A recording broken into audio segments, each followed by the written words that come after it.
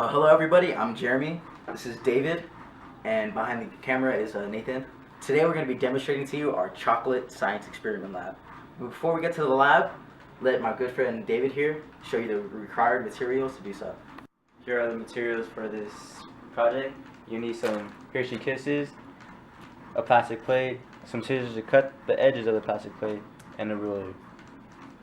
Okay guys, for this experiment, we're actually going to be using the microwave.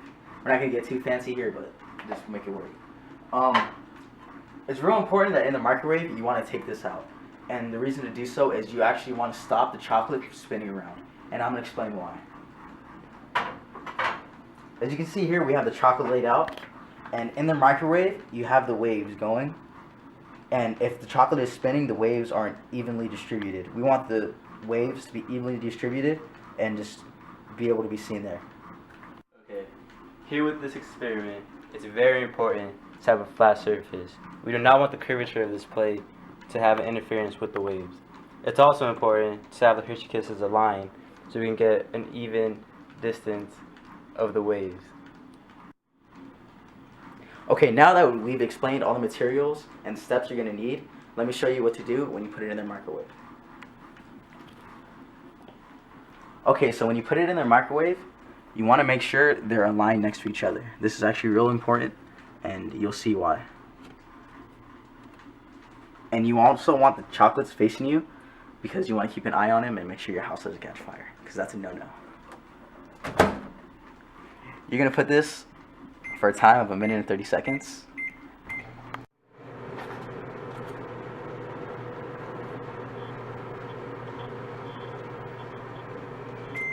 Alright, our chocolates are done. Let's take them out of the microwave and see how it went.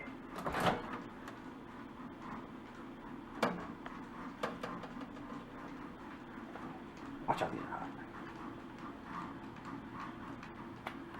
Well, you're looking at these chocolates and you might just say, well, who cares, they're just burnt. But actually, there's a pattern going on here. As you can tell, it goes not burnt, burnt, not burnt, burnt, not burnt. And that pattern is actually the waves. The waves coming up and then down.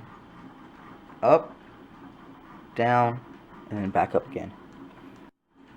So David here is actually going to take the measurements of the peaks here. Okay, so as you see here, this is one peak and this is the other one. So we'll measure it.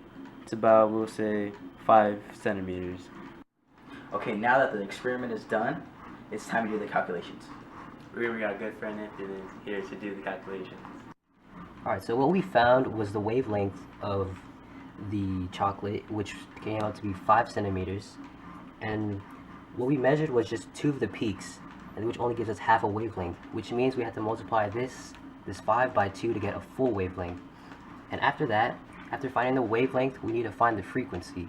And what a frequency is how many times the wave bounces up and down in 1 second. So this microwave has a frequency of 2.45 gigahertz, which means that the wave inside the microwave will move up and down 2.45 billion times per second. And to calculate the speed of light, we need to use speed, which will equal to the wavelength times the frequency. So what we have here is the wavelength, the frequency, and this is what we got in centimeters per second. And once we convert from centimeters per second to meters per second, we get 245 million meters per second, which is somewhat close to the speed of light, which is measured to be 299 million meters per second. As you can see from our work, we didn't fully achieve the speed of light. This might occur because of the microwave. There's microwaves out there that are really strong and actually can come pretty close to achieving it, and there's some that are really weak and come nowhere near it. I just want to say thank you guys. I appreciate you guys watching.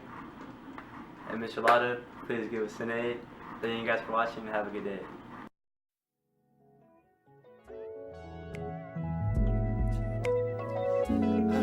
Smile.